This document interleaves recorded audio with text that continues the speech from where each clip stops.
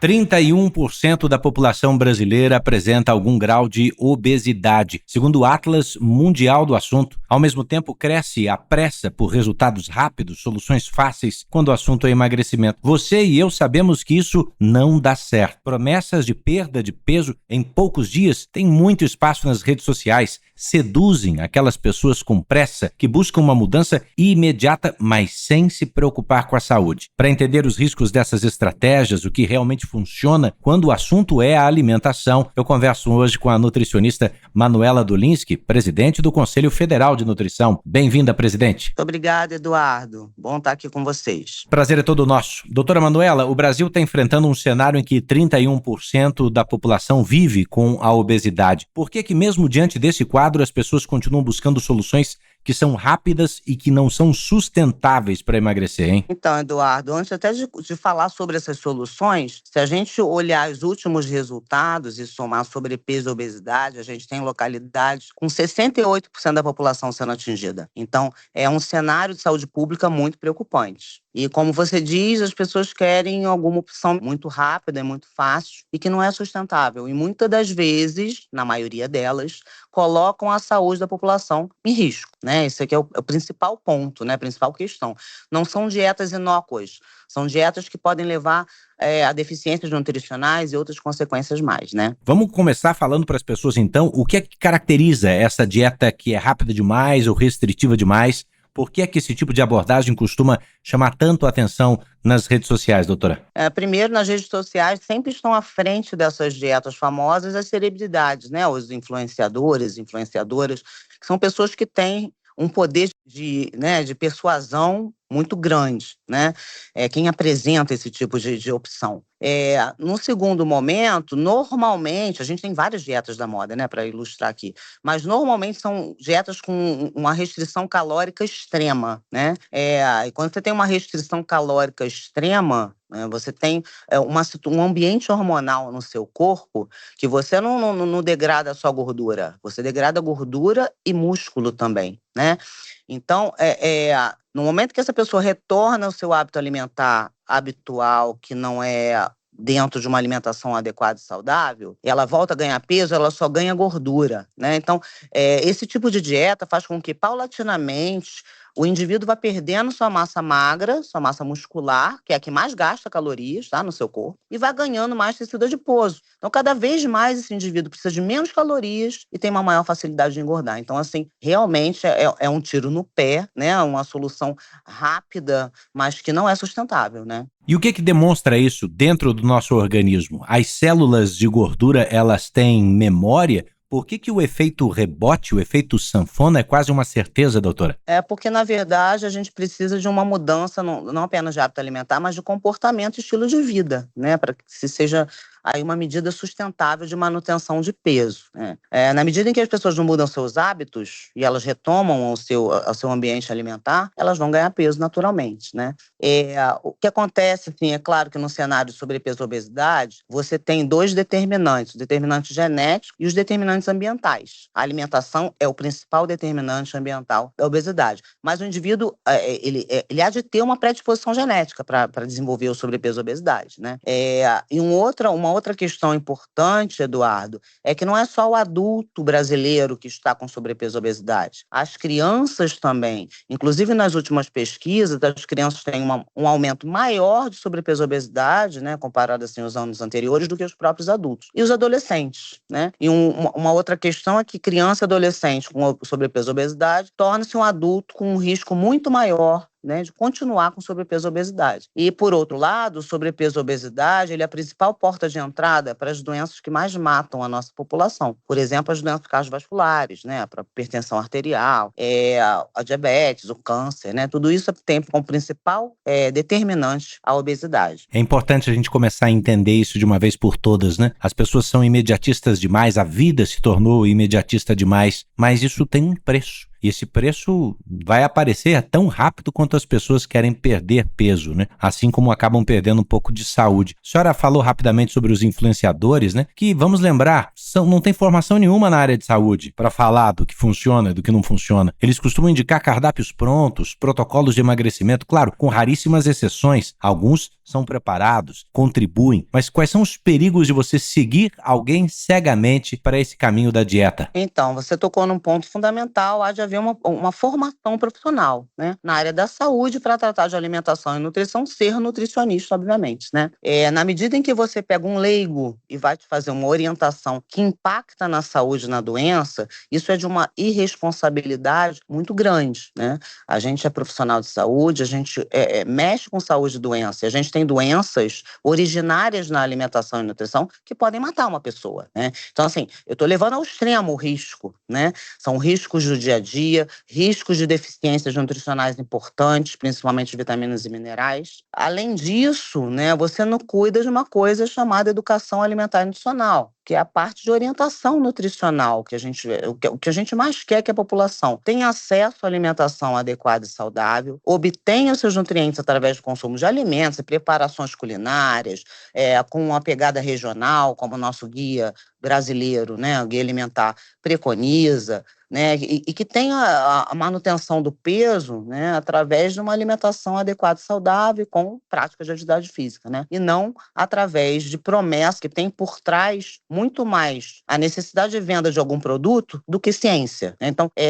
esses influenciadores não têm base científica nenhuma, né, não fazem orientação pautada em evidência científica alguma, ainda colocam em risco um número enorme de seguidores, né? Então a gente precisa, isso é realmente um problema de impacto para a saúde pública do brasileiro. É por aí mesmo. E a outra ferramenta que está sendo muito utilizada, além de lançar mão de influenciadores, doutora, é a inteligência artificial agora, né? Ela está dentro do consultório médico, para o bem e para o mal. Diferencia esses dois caminhos para a gente, por gentileza. Exatamente. Então, assim, a gente está substituindo o Dr. Google, né, pelo Dr. ChatGPT, e outros exemplos de inteligência artificial que a gente pode ter.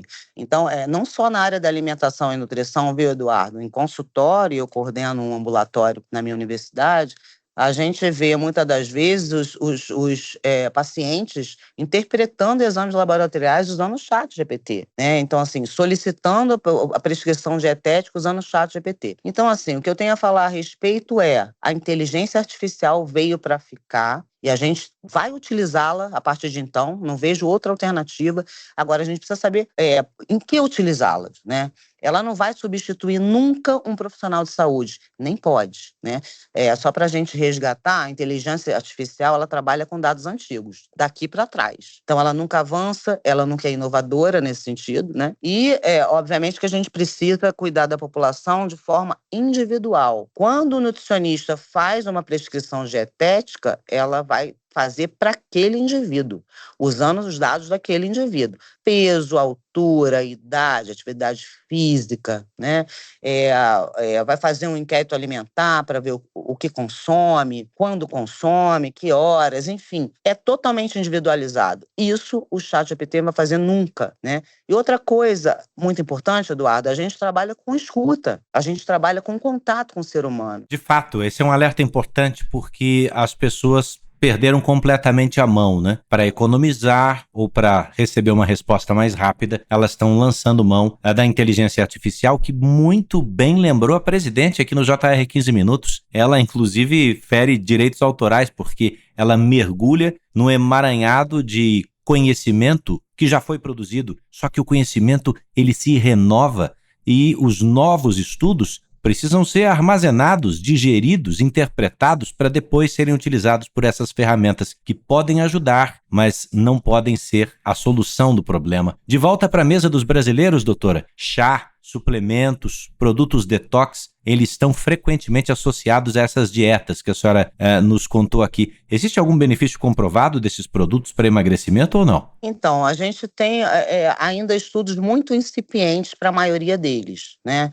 Então, por exemplo, dietas detox, não há evidências científicas de que ela efetivamente, né, seja benéfica para o emagrecimento e principalmente para a manutenção de peso. Normalmente são dietas muito restritivas em nível de calorias, né? E ela é baseada baseada, Eduardo, no nosso sistema de detoxificação hepática, que a gente tem várias enzimas no fígado, que, na verdade, degradam as substâncias tóxicas que a gente não consegue degradar, né? E essa dieta diz que estimula esse sistema detox. Só que com uma quantidade tão baixa de calorias e de proteínas, jamais ela faz isso, né? Ela, na verdade, ela vai até deprimir esse sistema, que é formado por enzima e proteína, enfim. Não vou entrar aqui no detalhe nutricional, mas, de fato, não há evidência sobre isso. Sobre chás, né? A gente tem vários chás terapêuticos, né? Isso vai um pouco para a nossa área de fitoterapia, e a gente recomenda vários chás como adjuvante no tratamento de algumas patologias. Mas para emagrecimento tem evidência científica? Não. O mais badalado é o chá verde. E a gente não tem comprovação ainda científica de que o chá verde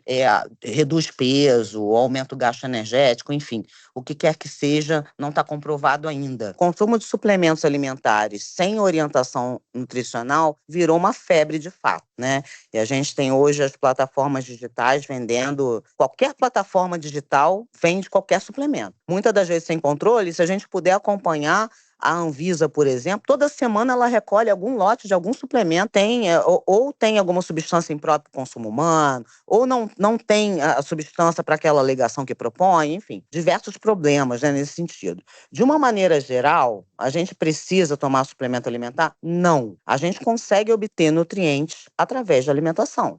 Claro que tem algumas situações que a gente precisa lançar mão do suplemento, né? Então, por exemplo, em situações em que você tem alta demanda de nutrientes, muitas das vezes a alimentação não dá conta, como a gestante, né? Ou a criança, você pode lançar mão. O atleta, por exemplo, a gente tem nadadores que precisam de 7.000 quilocalorias por dia. Isso é um absurdo, você não consegue com alimento. Ou o idoso, né, que perdeu a função de absorver alguma vitamina e tudo. Mas, via de regra, a gente consegue através da alimentação adequada. Eu queria tocar num ponto muito importante que você falou das proteínas, né? O que tem acontecido na atualidade? Os indivíduos estão trocando as proteínas que vêm dos alimentos, que são proteínas de alto valor biológico, e são alimentos que não têm só proteína. Então, por exemplo, a carne tem o ferro também, o zinco, o leite e seus derivados têm o cálcio. Então, não é só proteína, mas, via de regra, são alimentos com proteína de alto valor biológico por proteínas de alimentos ultraprocessados, né? Então, assim, são proteínas, muitas das vezes, de baixa qualidade, né? E que tem associado aromatizantes, conservantes, enfim, né? É uma troca que não é nada inteligente. É uma coisa que de fato passou do ponto. Doutora, para a gente encerrar, acho que vale lembrar a todo mundo algo que é óbvio, mas estamos esquecendo. Ninguém adoece do dia para a noite. Ninguém ganha peso do dia para a noite. Então o processo de emagrecimento também deveria ser lento e gradual. Deixa uma mensagem final para o pessoal que continua acreditando em dietas milagrosas, mas está perdendo foco sobre qualidade de vida. Exato. A mensagem que eu posso deixar é que todo mundo tem à sua disposição o Guia Alimentar para a População Brasileira, que é justamente, todo país tem o seu, né? A gente tem o nosso, que é a tradução das recomendações nutricionais para os indivíduos, né? O nosso Guia Alimentar, ele é um sucesso no mundo, é premiado, vários países usam como base para os seus novos guias, como a Austrália, a França, o Canadá, o Uruguai, enfim. E nele a gente tem justamente isso. Faça da base da sua alimentação alimentos adequados e saudáveis, que são os alimentos in natura ou minimamente processados, né? Se a gente fizer da base da nossa... respeitando, isso é muito interessante no guia, respeitando cultura, regionalidade, sustentabilidade na produção do alimento. E lá tem vários exemplos de preparações também. Então, assim, vamos começar a voltar para a cozinha, né? A ter o prazer de cozinhar, de receber pessoas, comendo comida de verdade. É possível emagrecer e manter peso comendo comida de verdade? É totalmente possível, né? E, claro, busca um nutricionista se quiser uma orientação mais efetiva também, é a mensagem que eu deixo para vocês. E vale lembrar, né, doutora, que salgadinho, refrigerante, biscoito não são comida de verdade. Tá terminando aqui a nossa edição 1361 do JR 15 Minutos. Eu agradeço a nutricionista Manuela Dolinski, presidente do Conselho Federal de Nutrição, por participar conosco. Obrigado, doutora. Nada, eu que agradeço aí. Muito obrigada. O JR 15 Minutos está na sua plataforma de streaming predileta, está na palma da sua mão diariamente, também no r7.com. Eu agradeço a produção de hoje, que foi de David Bezerra, das estagiárias Agatha Tavares, Bárbara Maiato e Mariana Picciarelli. Sonoplastia de Bruna Franco, coordenação de conteúdo Deni Almeida, direção editorial de Tiago Contreira, vice-presidência de jornalismo Antônio Guerreiro. Eu sou Edu Ribeiro, agradeço a sua companhia e bora pra próxima!